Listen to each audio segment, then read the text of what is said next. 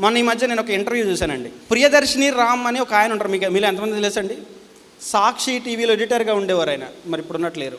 అతను ఆ ఇంటర్వ్యూలో మాట్లాడుతూ, అన్న ప్రతి దానికి దేనికైనా నాలుకేనన్నా మూలం అని ఒక మంచి లైన్ చెప్పాడండి. వెంటనే రాసుకున్నాను, భలే చెప్పాడు ఈయనని. ఏం చెప్పాడంటేనండి, నాలుక నుండి బయటకు వచ్చే మాట, నాలుక ద్వారా లోపలికి వెళ్ళే భోజనం, ఈ రెండు కంట్రోల్డ్గా ఉంటే మనిషి జీవితం ధన్యం అన్నాడు. ఏమన్నా బాగుందా లేదా? ఏం చెప్పాడండి ఫిలాసఫీ, వండర్ఫుల్ ఫిలాసఫీ, తత్వం బాగా చెప్పాడు. ఈ రెండు కంట్రోల్డ్గా ఉంటే చాలన్నా మనిషి ఆరోగ్యంగా ఉంటాడు, క్షేమంగా ఉంటాడు. మాట జీవితానికి సంబంధించి, భోజనం ఆరోగ్యానికి సంబంధించి.